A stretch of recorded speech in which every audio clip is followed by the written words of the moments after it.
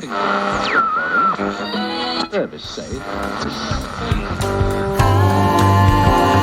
Outside the mic. Outside the mic.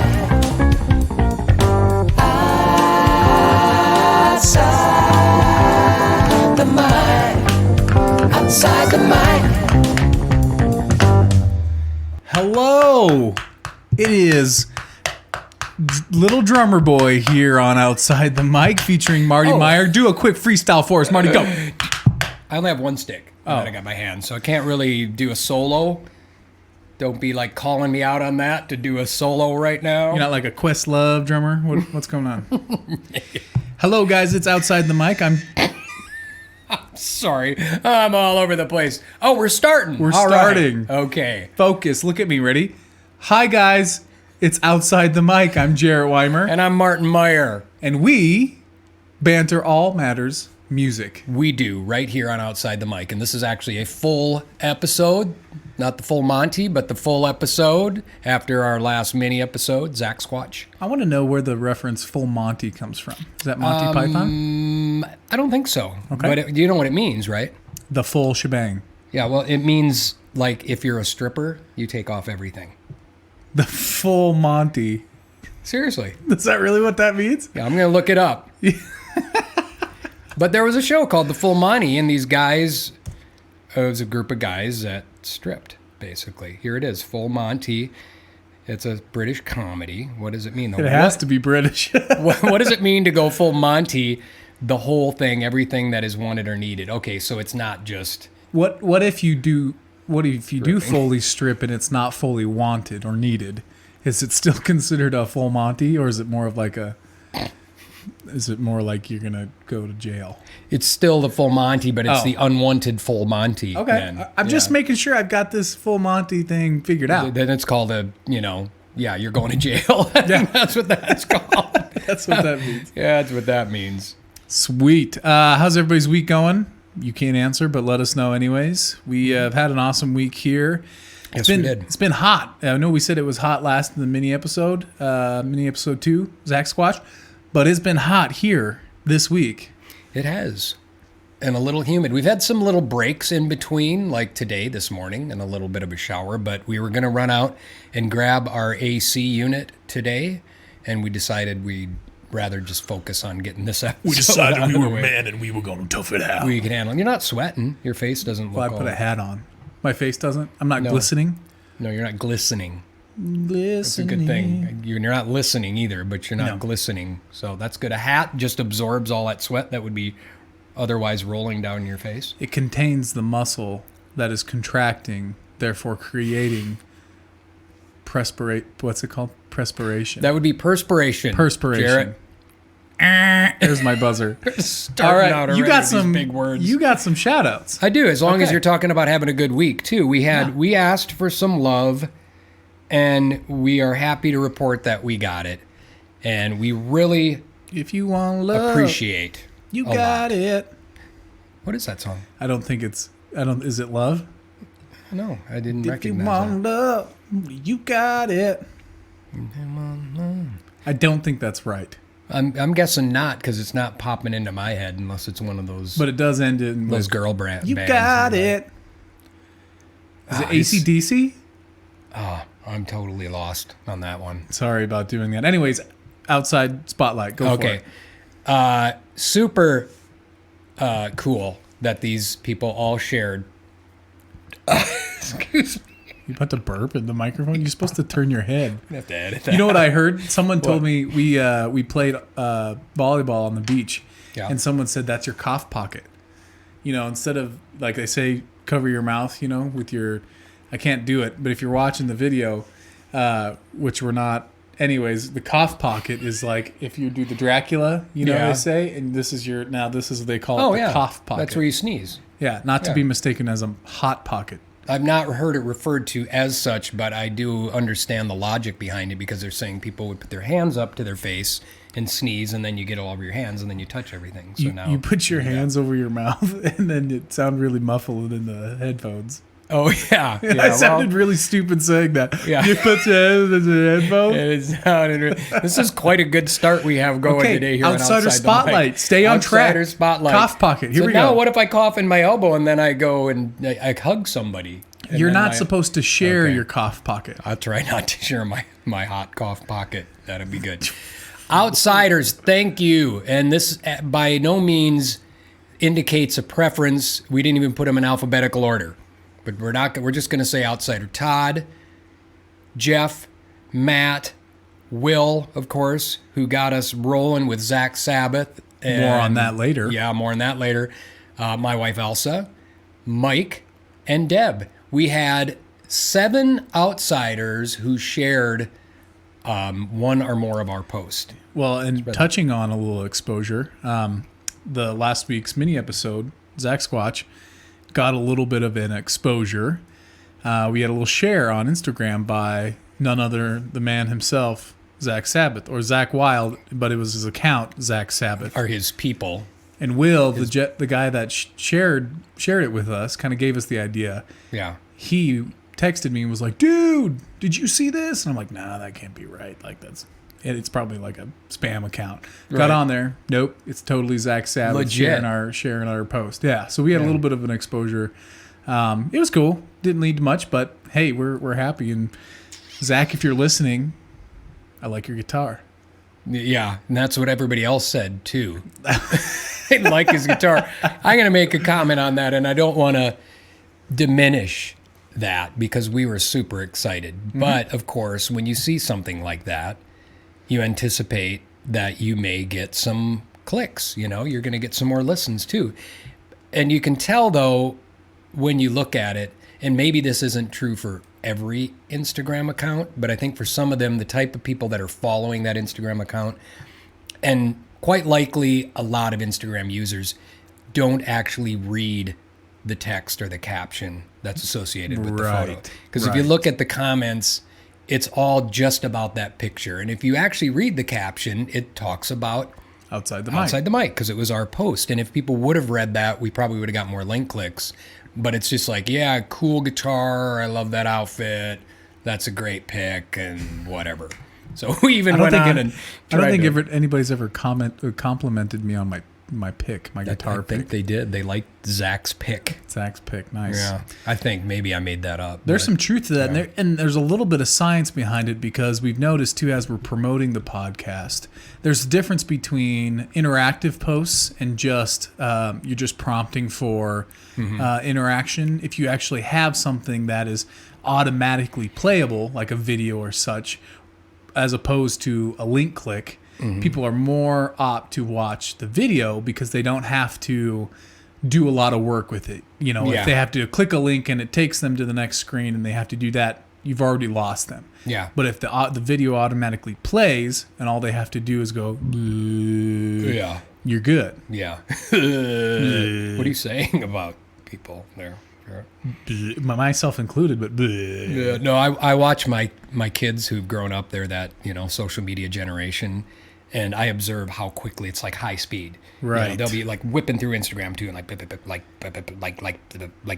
I'm like, how can you even like it when you only took like a second to look at it? And we were just discussing the old dial-up days where it would make the pretty little tone, and when it would load the screen, it would start at the top and inch its way down. Oh gosh, yeah. Until you got the full screen, unless somebody got on the phone or you got a phone call in the middle of it.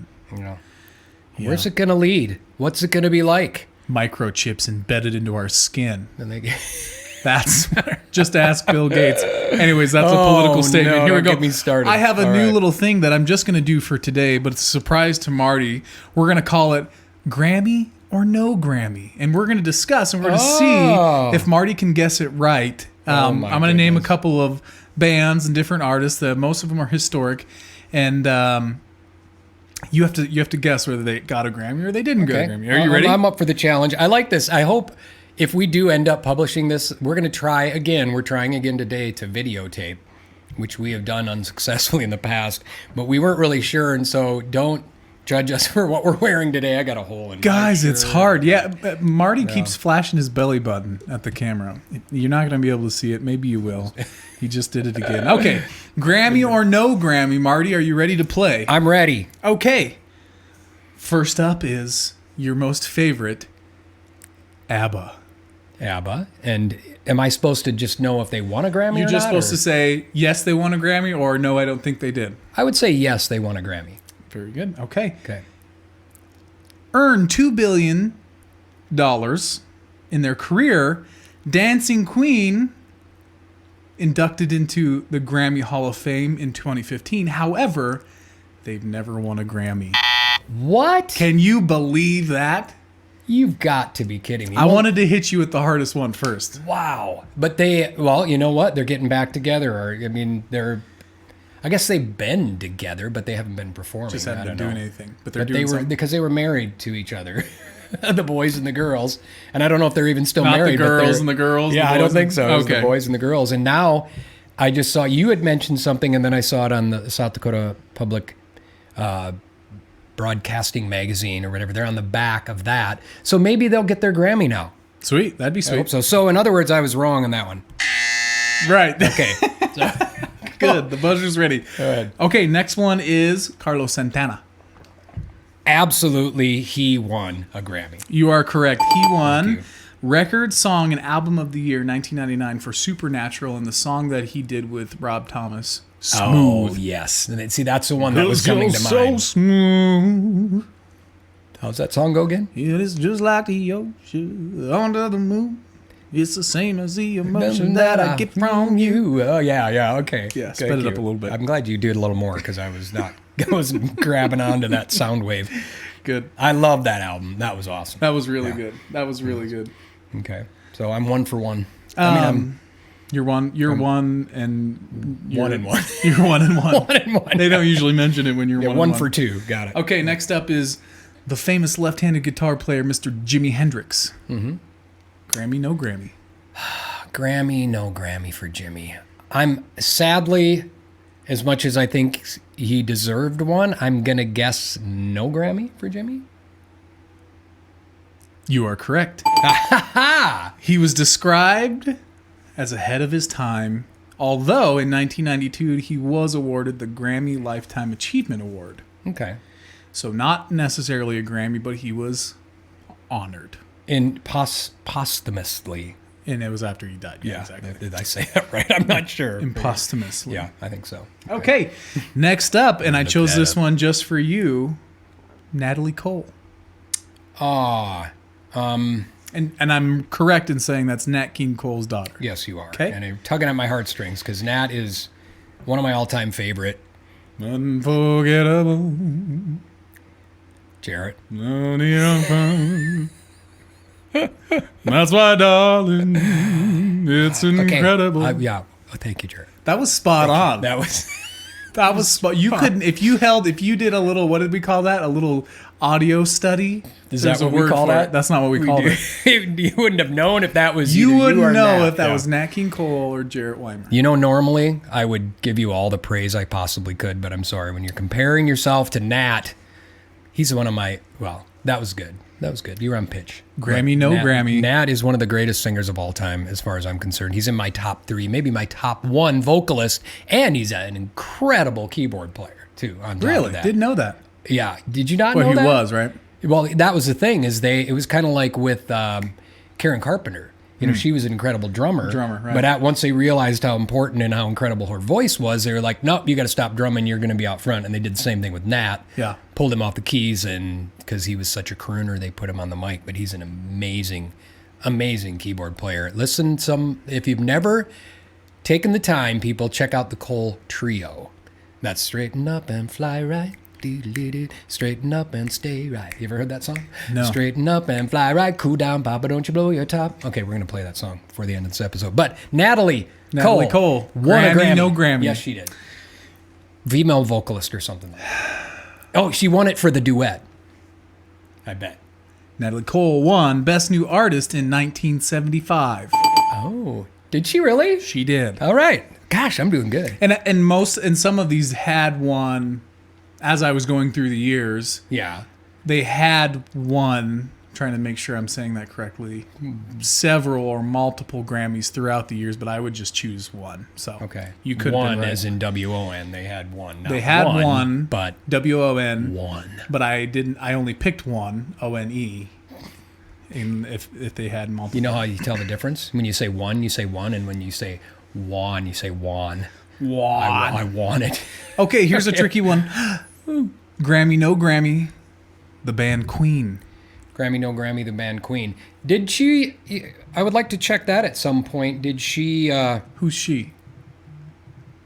My phone's buzzing at me here.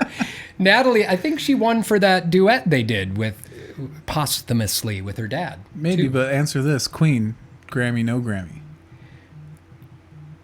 Just because I want them to have won a Grammy so bad, I'm going to say yes, but I'm kind of leaning towards maybe they didn't, but I'm going to say yes. We are the Yes. champions, just All right. not in the Grammy. Oh, no. Inducted to the Grammy Hall of Fame in 2008 and the Grammy Lifetime Achievement in 2018, however, they never have won a Grammy.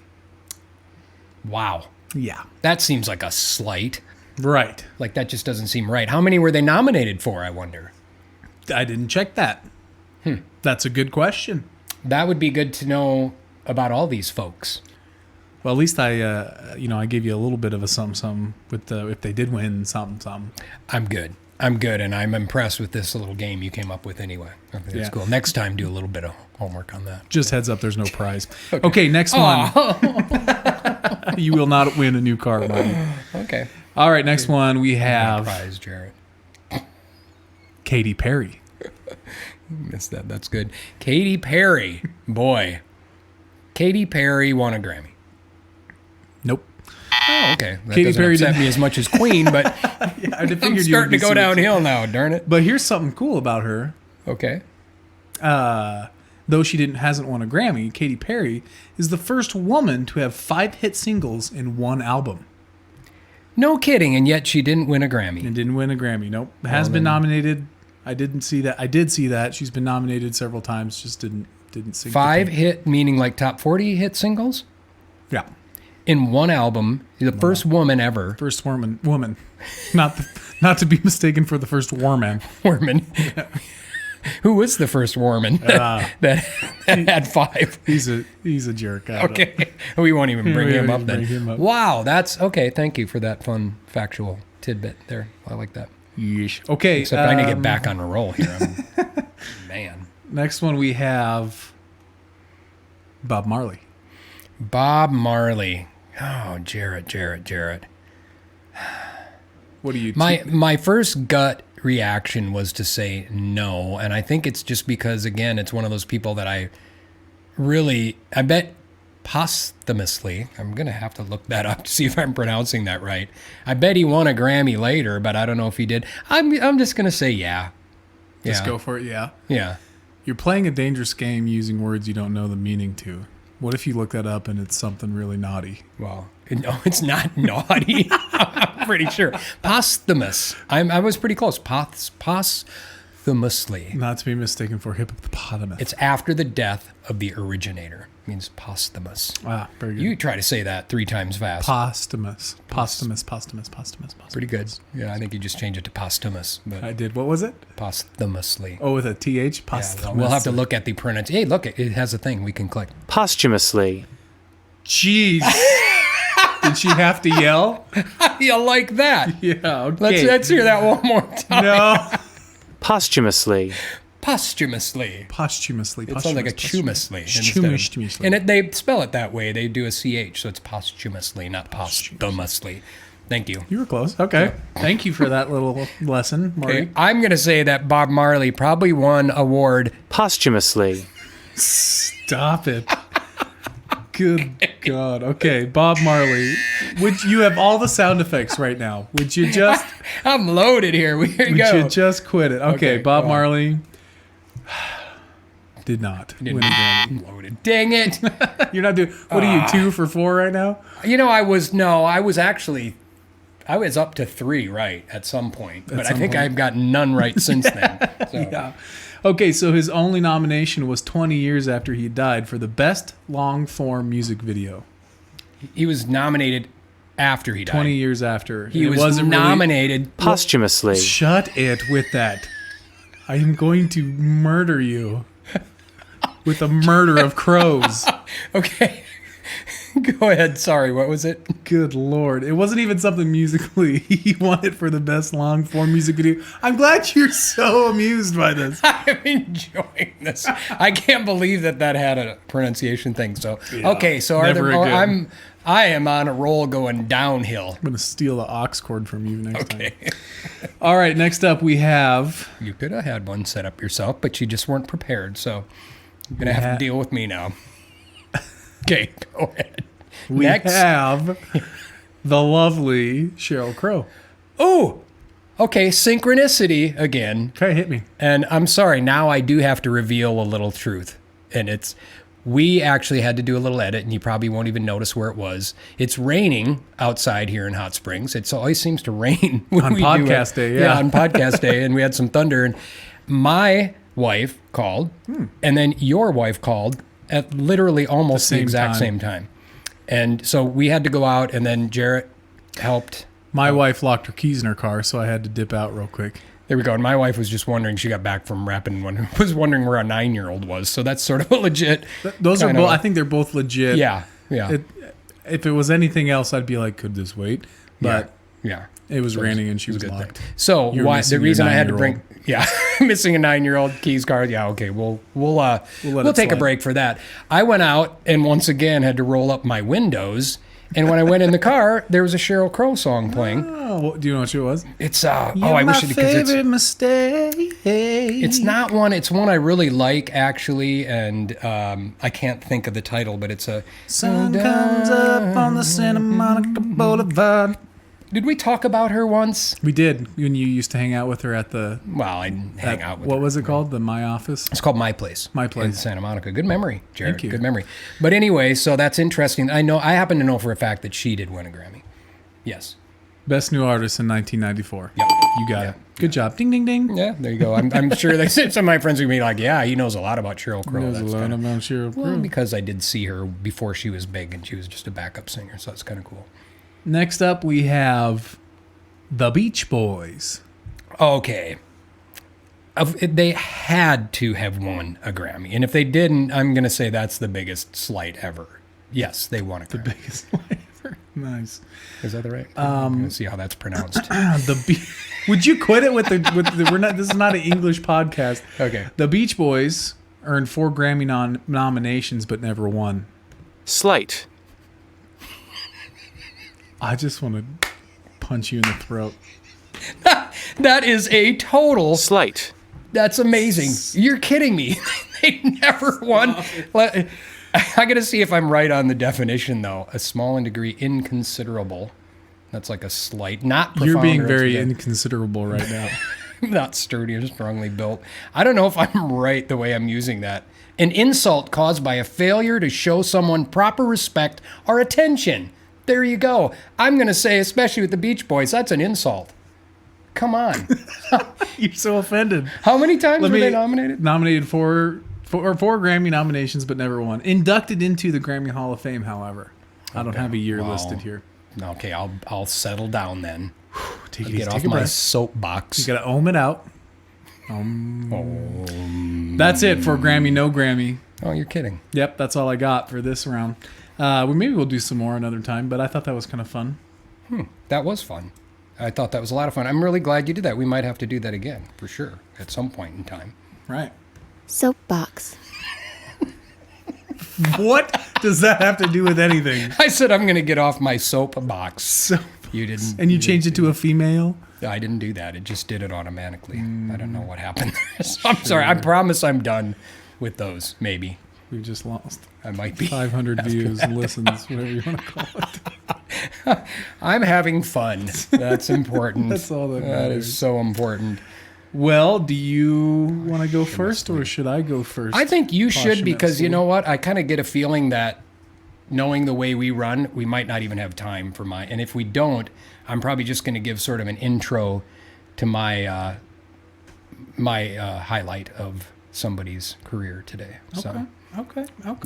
yeah. All right. Well, I can do that. If you're ready, and if you're not ready, that's fine. I can sit here and look up some more words. No, we don't need that. You sure? Yeah, sure? I'm positive. I think we got it. We got it here for sure. Positive, Jarrett? Okay. Super positive. Right. Super positive. I'm just getting it pulled up. Here it comes. Grammy. Oh my God.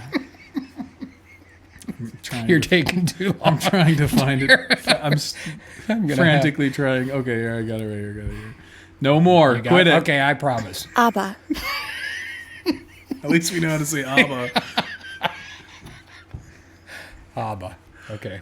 Did you, when you went out and rolled your windows up, did anything else partake? No, Okay. absolutely You didn't not. partake in anything else but a Sheryl Crow song? Okay. All right. I'm ready. You ready? I'm ready. So we are going to talk about the Okie from Muskogee. Ooh. Do you know who that is? I'm going to guess, and I'm going to say that I'm not 100% positive, but it's interesting because today, which we probably won't see now on our video, which we failed at once again. We're going to get there eventually, outsiders. But we have this, maybe we'll just post part of it, like an intro, the beginning. Yeah. We put up our vinyl wall, and Jarrett actually did a post in regard to that, and it's pretty cool. We have 3 rows of LPs, and right behind me is Merle Haggard. Good God, man. You type it into Google real quick because Yeah, that was, sorry. you couldn't have done It's Merle Haggard. I know that. But I'm going to guess that he is the Okie from Muskogee. Is that right? Muskogee. Yeah, there you go. Haggard. There you go. Haggard. Good job, Google girl. Haggard. She got it right. Okie from, it says right here. That's the album. We even have the Okie from Muskogee. Muskogee album hanging up on our vinyl wall. How cool is that? Did you do that because you saw this LP? You had mentioned we were storyboarding the other day, Yeah. and you were talking whatever, and I think you made the comment or something like, we haven't done country yet, or whatever. Yeah. And I looked through from the control room, I looked in and I saw the Merle Haggard thing, and I'm like, I know a story we could do. And I'm sure a lot of people already know this, but there's a lot of details that I didn't know that I think are going to be really cool. I'm not even sure if you, being not an avid country listener, may have known this. I'm not sure I did, and I'm wondering if I didn't know who the Okie was, you were just going to keep going, and then I was going to... Well, it's not guess, even really around the Okie from Muskogee, but that's just Okay. one of his songs, and I thought that was clever. And have we really not covered anything country to trying this to point? think. Well, no, we did. Didn't we do something about? No, that was the gal who won American Idol. She wasn't really country. Oh, you're talking about shoot, Kelly Clarkson? Yeah, Kelly Clarkson. No, I mean she really kind country, was of dabbled in it, but never really. I mean, more of a pop star than. And we've mentioned Carrie Underwood before, but we didn't feature her at all. So I don't think so. Isn't that cool that it's actually we've done enough episodes now where I can actually have to think back a little bit. Right. So this is, folks, number 16, I believe, overall. for Holy us. buckets. Yeah, crazy. An American country singer who, in my opinion, defined the meaning of outlaw country, as he was known for many years as an outlaw on the run. That's a little bit of foreshadowing. Here we go. Ooh. Merle Ronald. Oh, Johnny Cash thing, like the jail. What was that, Jarrett? I messed up. Okay. Let's try that again. All right. Merle Ronald Haggard.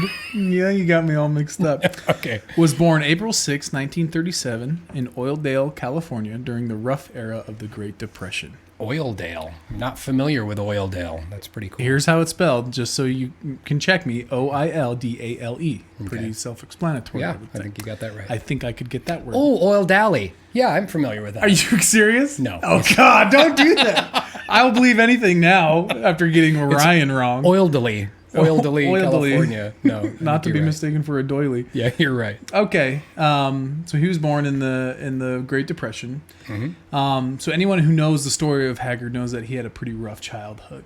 But we'll go into it. I did not know that. And it's probably one of those things that at some point, watching TV growing up and Hee Haw or whatever, they probably touched on Merle's past. But I don't I'm remember. sure, So and I'm this sure is he cool. was featured on it. So, Yeah. the Haggard misfortune started well before Merle was born.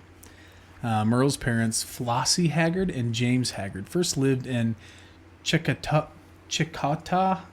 You're gonna have to get this one for me. Chicota. Spell Oklahoma. it for me. Easton even has some family that lives in Oklahoma, so I'm really Chickasaw? Chickasaw. Spell it. Checotah.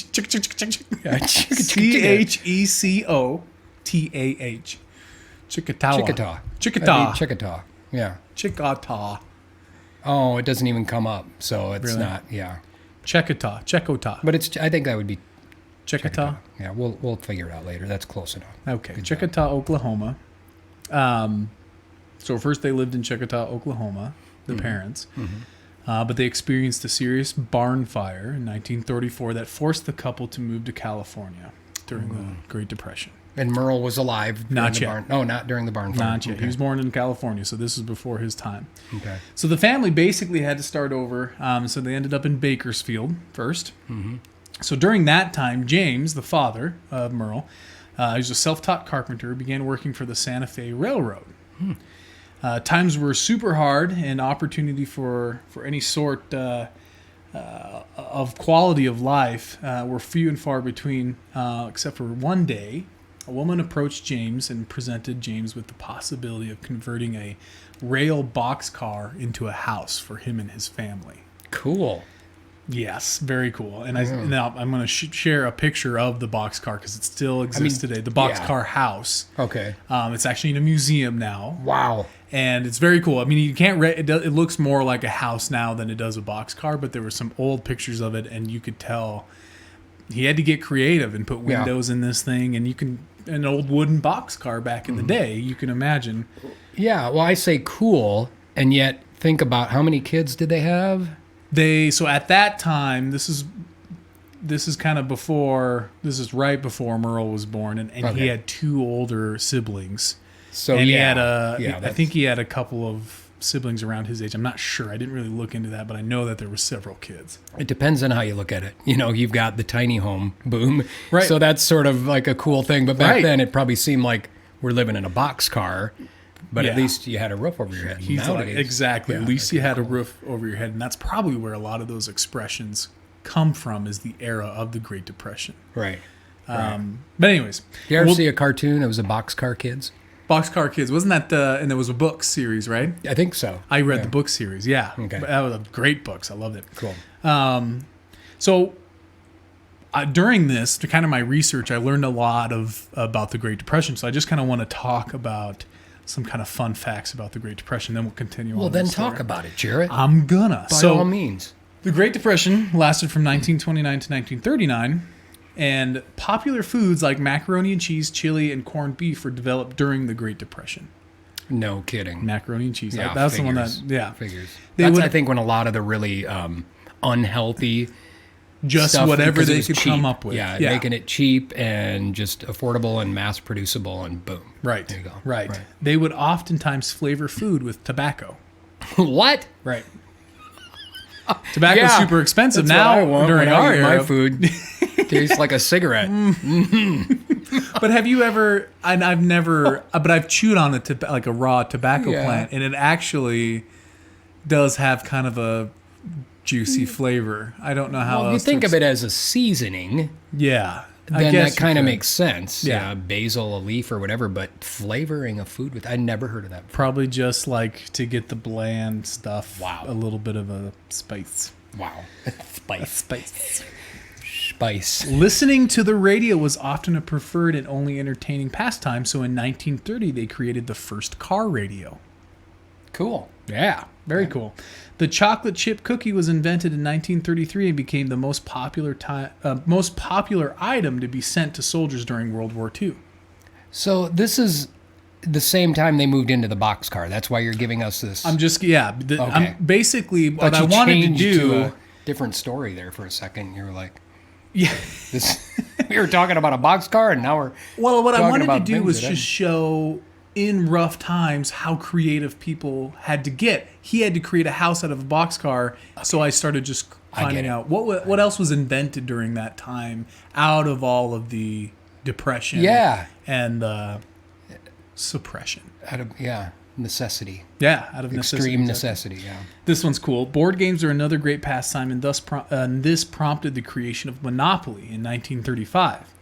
The inventor Charles Darrow got the idea from watching friends and neighbors play made-up games where the objective of the game was to buy and sell property. And it's kind of sad because you think probably during those times, buying and selling property was probably not something like the real estate market was probably not very good at that time. Well, yeah. And so it's almost like they're dreaming of better days where they can buy a new house or something. Pretend that you have a bunch of money, and what would you do? What would you do with it? Exactly. Monopoly, right? So, yeah, cool. Arguably, the Great Depression pushed people to get creative with how they spent their days. And so making money and earning a living was an issue for most everyone, so you really had to think outside of the box. Car. Which is exactly what James Haggard did. Exactly. Yeah. After working on the boxcar and slowly converting it into a house, the Haggards moved in, and it's known today as where Merle Haggard was born. He was born in the boxcar. So here's a question. Hit me. Usually, if it's a boxcar that's not being utilized anymore, I used to work for the railroad, it would be on a siding or something like that. Where was this boxcar? Do you know? I'm wondering if regulations weren't as tight back then, and a woman just presented it to him. That's all the articles, and I looked at several of them, and they just said this. But they're pretty heavy, and they roll on a track. So how are you going to... I mean, maybe they just rolled it off a siding somewhere and said, here, you can... Maybe, yeah. Go over here? Okay. Yeah, I mean, I'm sure they were planting... I'm sure there was people living just about anywhere. Yeah. It wasn't like, you're on my property, bro. It was like... Yeah. I found this hole in the wall, and this is where we're going to live for a while. Maybe. Yeah. I don't know. Yeah, curious. Yeah. Lots of curious. It's definitely a historic time, sad time, but there's a lot of history to be learned there. I gotta, excuse me, I'm getting choked up. I'm a little bit clamped. No, I'm not. But what I think is fascinating as I keep glancing, and as you continue this story, I'm sure we're gonna, you know how, and there's actually a book written in this regard that how sometimes people, their name can actually shape sort of who they are. And in fact, if you go back to the very origin of people having names, you were called Baker if you were a baker. Oh, yeah. And there was actually that your name was who you were, and it kind of described you. But here we're talking about this family, hard road. Yeah.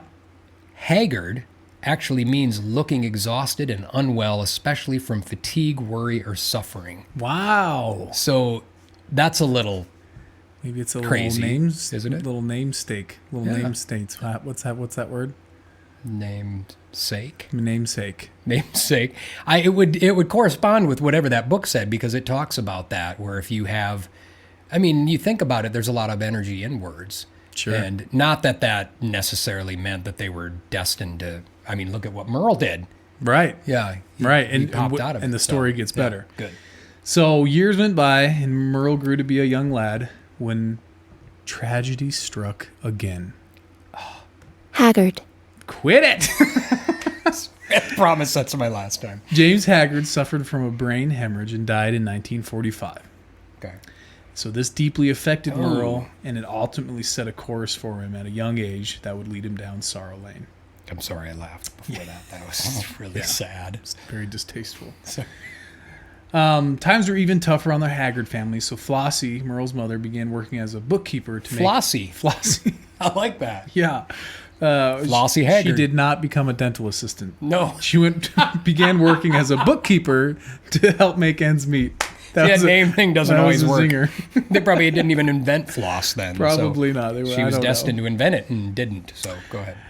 It was at this time that Merle received his first guitar from his adult older brother, and it was how Merle spent most of his time as a child, and it was described that he did this alone and secluded with just him and his records. Right. So it definitely was an out for him, not necessarily, he could get away from the world for a while at a young age, and I'm sure there's a siren going off here in our little town. That's the second time it tells you how often this siren goes off. Yeah. That we've it's been usually recording every Saturday, an episode it feels like. that's gone off while we were recording an episode too. Yeah. Yeah, I promise you we're not in Armageddon though this town it's all good. They just use it to call the volunteers. Small town. This is interesting because just sidetrack just for a second too. You hear about this when we talk about stories about artists too. I think there was somebody else who, they got a guitar and then that was it. Yeah. And you see that. And, I think it still happens, but it probably happened more frequently back then because you think about it, there wasn't as many other distractions. Sure. And unless you were like having to work your butt off on a farm or something, if you were given a guitar and you lived in a boxcar and you were, and maybe you didn't have a job, it's like, what else are you going to do? It was probably the coolest thing. And I imagine, especially in the 1930s, the quality of that guitar probably wasn't great. And I'm going to reference the action, which is like the depth of the string from the fretboard, was probably sky high. Oh, gosh, yeah. Can you imagine? Yeah. So nowadays you can real strong fingers. Yeah. Nowadays you can just walk into a Guitar Center and say, "Hey, fix my guitar," and they can lower your action. Sure. Back then, guitars weren't made as you really couldn't adjust a lot of them, and some if you were able to find a luthier who built guitars, they would often have to like shim it or shave down the neck depending on or brace it if they they really didn't have much of glue back then. So basically guitars from like Montgomery Ward or whatever catalog companies too. So and the point I'm trying to get at is, so though this may be their only source of entertainment, they probably had to work really hard at getting good at the guitar, and a lot of contributed to going through the pain of pushing these strings down to make these chords to learn. Well, in a way, it could make you better. That's why I teach piano, and when you buy, a lot of times the new keyboards, they'll have a softer touch. Oh yeah, the electric keyboard. So I either get a real piano or get the one that has weighted keys, because you don't even think about it. But if you're not exercising and having to push down as much, you're not going to develop the strength that you need to develop. Sure. The keyboard. So it's like if you're playing on a toy piano and you move to an actual piano, you're going to notice a lot of resistance. Yeah. Yeah, and your spin, I guess so. Yeah, I never thought about that being an exercise for sure. Cool. So he just got his guitar. Times are rough. Father James has died. This is where things really began to change for Merle. Because his mother worked most hours of the day, the young boy found himself getting into a lot of trouble. And so after his father passed, Merle progressively became more rebellious. So his mother, bless her pea-picking heart, had enough of his mischief and sent him away to a juvenile detention center to hopefully change his behavior. However, it only worsened it. Well, he was playing guitar a lot, but he was also getting in trouble. He was, yeah. Okay. And it's only the beginning. Okay. In his young years, Merle Haggard committed numerous offenses, most of them minor, things like theft and writing bad checks. He found himself at the age of 14 back in a detention center where he soon ran away from, fleeing to Texas, where a buddy of his, Bob, I'm going to say Teague, and Bob and Merle were really good friends most of his life, and I'm not sure if they stayed friends after Merle's career took off, but throughout this story, most of the mischief that Merle gets into, it's him and his buddy Bob. Bob Teague. Yep. It is said that Merle rode freight trains and hitchhiked to Texas from California when he ran away. Yeah. To Bakersfield? Nope, he ran from Bakersfield. He ran away to Texas. Okay. Where he met up with his buddy Bob Teague.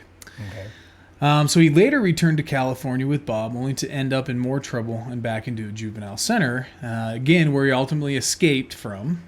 Haggard... Go Merle. Yeah, he had a unique skill of being able to plan successful escapes from detention centers and jails. Wow. Yeah, he was very, but it also later will cause him a little more trouble. Well, yeah, I suppose. His teen years were trouble when you escape from prison. Yeah, right.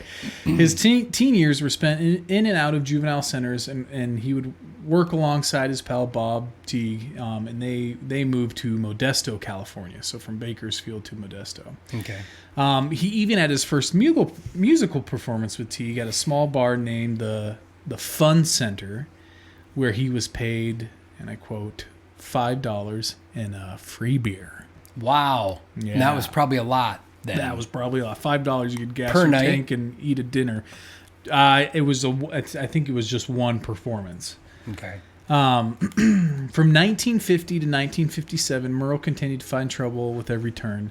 By 1957, Merle was married, and I checked the math. I think he was like 20 years old. He is in trouble then. Yeah, Merle's married, but he was ridden with financial burden, which forced his hand at attempting to rob a Bakersfield roadhouse.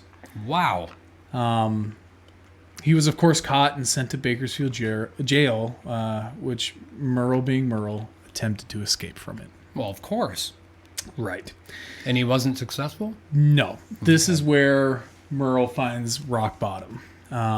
Because he had a history of running and escaping jail, detention centers and jail cells were no longer suitable for him, so he was transferred to the San Quentin prison. Maximum security. Yes, on February 21st, 1958, and he was just 23 years old. Wow. So let's stop and just compare lives. What were you doing at the age of 23? I was trying to escape from a maximum security prison. That's what I was doing.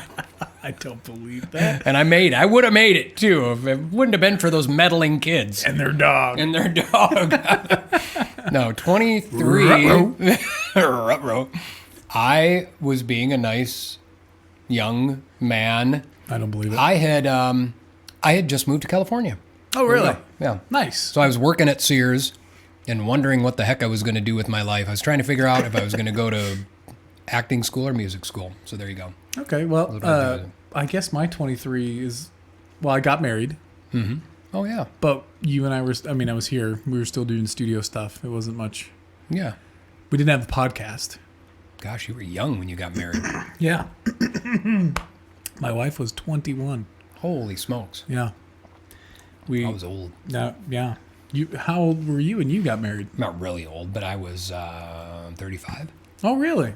Yeah. Oh, okay, cool. Mm-hmm.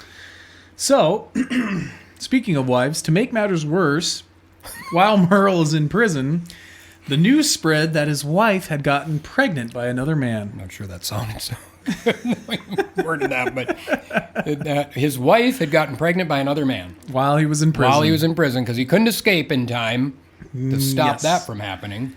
So why not? As the article that I read, is actually the wiki that I read, it said that this pushed him over the edge psychologically. Okay. And his quality of life in prison, for whatever that means, dwindled due to his behavior. He was fired from his prison job and ultimately detained and unable to leave his cell past 4 p.m. as he was considered a flight risk. Oh, yeah, no kidding. Well, was this...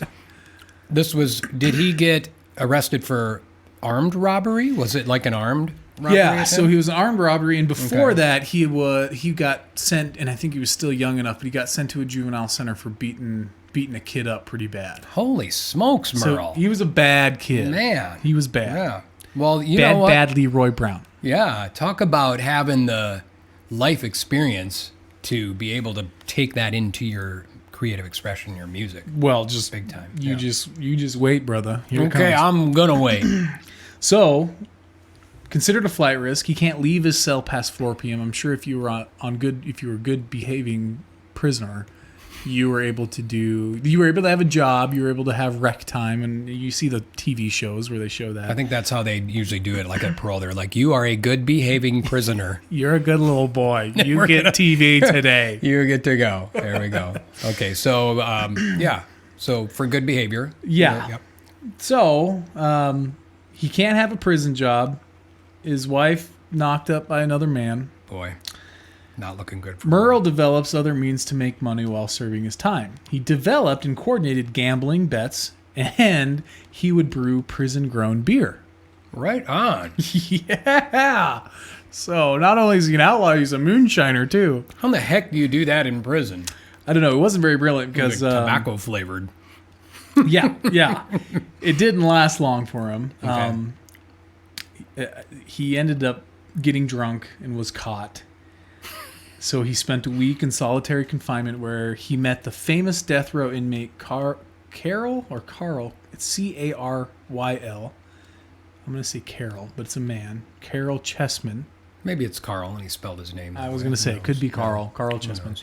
A little backstory on Chessman. Chessman is noted to be a man who was executed for non-lethal kidnapping. Ultimately, he was sentenced on little to no evidence and for a crime that wasn't really applicable to the terms of execution. Oh, he was on death row? Yeah. Wow. So, on the day of his execution, this is a little. And you don't know what the crime was that he was. Well, he supposedly kidnapped, but there wasn't really evidence to pin him to it. Okay. But it was a non-lethal kidnapping, so that doesn't really. You don't get the you don't get. What am I trying to say? Execution. Thank you. You don't get executed for kidnapping. Yeah, not unless somebody non-lethal died. Kidnapping. Yeah, I don't know. Yeah, I didn't really look into the background of his because I was more focused. There's probably some on Merle. Politician's daughter or something like that in there. Like, good. Yeah, that's a good point. Hang him. Yeah. So on the day that he was sentenced to be executed, the federal courts attempted to pend his execution by ways of habeas corpus. Am I saying that right? Habeas corpus? Yeah. What was his name again? Caryl? Caryl. Caryl Chessman. Chessman. Okay. Yep. And habeas corpus just means, what do you think? I looked it up, but it's like a false verdict, or like they didn't really do it, so they were going to get him out of it, or there wasn't enough evidence to pinpoint him. I'm sure you'd look up the definition. I should know this, and this is something I feel really stupid for even having to look it up, but I know it's a term that you hear a lot when it comes to legal proceedings and whatever. So a writ requiring a person under arrest to be brought before a judge or into court, especially to secure the person's release unless lawful grounds are shown for their detention. Sure. So I guess it's their right to come before a judge. Is that the way I'm reading that? I think you're right. And recourse in law through which a person can report an unlawful detention or imprisonment to a court and request that the court order the custodian of the person, usually a prison official, to bring the prisoner to court to determine whether the detention is lawful. Okay, so it gives and that you was the whole thing. Because there was no real evidence. Yeah. Chessman was convicted and ultimately, and I'm going to give it away, but he was ultimately executed. Ooh, man, he was. So well, on it the does day say on here that he was also a rapist. So it could have been, but there wasn't evidence right to it. I don't know. I didn't look into the crime. Okay. No, I'm going to on the day of his execution. Follow-up story about old Caryl Chessman. Sure, yeah. Caryl. On the day of his execution, they attempted to reach the executioner and pen the execution and delay it. However, the court secretary who was making the call, she misdialed the prison switchboard's phone number, and by the time they were actually able to reach the executioner, it was too late, and they had already started. No. Yeah. That's sad. And it was the electric chair? The electric chair, yep. Okay. Or I think it was, probably, yeah. Because it said that they reached him. Gas chamber. The execution had already begun, and they were to a point where they couldn't go back. Like his life would be too worse off. Yeah. They just needed to end it. I'm going to be reading about this guy because this is a fascinating story, and there's a lot. And that's why I looked into it. I thought, okay, so back to Merle. Yeah. It's noted that after meeting Carl Chessman, Merle, and this was in the solitary confinement, so in the worst place of the prison. After meeting him, Merle decided he was ready to change his life. So after meeting, that's why I went into detail, because it did kind of turn Merle around meeting this guy. Okay. So after meeting, changed his life. While in prison, he earned his high school diploma and was able to get another prison job because he had lost it before, probably lost that privilege. And everything probably in prison has to be approved by the warden or somebody. Right. So he's able to get a high school diploma and get another prison job. So he's turning his life around. But it also should be noted that Merle Haggard was and this is kind of the climax of the story. Okay. Should be noted that Merle Haggard was in the audience during Johnny Cash's performance at San Quentin Prison. Wow. Which we have right here as Oh, well. now that, On our vinyl wall. Yeah, they're just right. They're separated by Bob Dylan and Blue Oyster Cult. But look at that, Johnny. Right. Wow. That's pretty cool. So that must have inspired him. It did. So that being the final push for Haggard to get his life straight and to pursue a career in music, he quickly joined the prison band and was soon honored with playing the Warden Show, where he was paid with cigarettes and a steak dinner in prison. Wow. So we went from $5 and a beer to cigarettes and a steak. And that's the story of Merle, baby. Wow. Okie from Muskogee rode off into the country music history. Well, wait. So we're going to have to... He got out of prison. He got out of prison. And got his life together, pursued music. He decided that was his passion. That's it. That's what it said, yeah. But we still don't know what his big break was, really, do we? I don't, but there's that famous song by him, Mama Cried or Mama Said or something like that. Mama cried, Mama tried to make me better. I don't know. Mama tried. Mama Tried. Yeah, I don't know if that was his first one, but that's funny because remember when he was such a bad kid, and his dad had died, his mom was working, and she sent him to the correctional institute. Yeah, I think that's a reflection of that time. Mama Tried or whatever. Okay, yeah, cool. I love that song actually. There have been, and I grew up. My dad actually had a Ford garage, and they had a radio playing when I was just a little kid, and I remember they always had country. I think that was maybe the only station. Sure. In a little town of Hope in South Dakota. In South Dakota, sure. Yeah, and I was a lot of times, some of the songs to me as a kid were just kind of like, meow, meow, you'd kind of hear that. Or the boom chuck. Boom, chicka, boom, Yeah. chicka, boom, chicka, boom. Yeah. Right? And I didn't know much about music then, and I wasn't a big fan of country music. But there was always, throughout my youth, there was a certain song that caught my attention regardless. And that's kind of I'll just kind of touch on what I'm going to talk about and not do it in this episode because we're already almost up to an hour.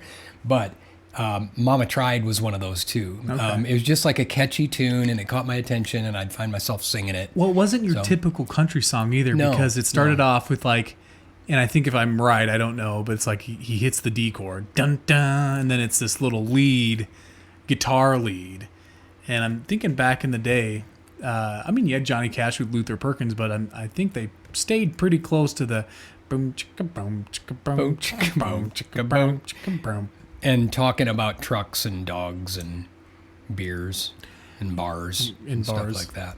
Right. Oh, there's a Mama Tried guitar lesson on here, but that's... I'll have to learn it. Yeah, that's not the one I'm looking for. So, wow, that's pretty cool. That is pretty cool. And Merle Haggard, baby. Merle Haggard. Incidentally, the one thing I will say about Mr. Chessman, just glancing at some information about him, it does say that his case attracted worldwide attention and helped propel the movement to end the use of capital punishment in the state of California. Oh, wow. So, yeah, it was a landmark. I think in some way he was wronged. I mean, he may have committed some serious crimes, right? And it's bad. And if it's rape, okay, I totally get it. Yeah. But it definitely sounds in that specific time frame. How about a little bit of Mama Tried? Sorry. Well, how about a little bit of Mama Tried? I'm done. He just, it was a special case. He wasn't really given a fair trial or maybe a fair go at the situation, and being executed wasn't a worthy punishment. Yeah, is what I'm trying to say. But I'm ready for some Mama Tried. There was, as I said, and looking at this, and it means I'm going to spend more time reading about him because it sounded like there was a lot of different things going on.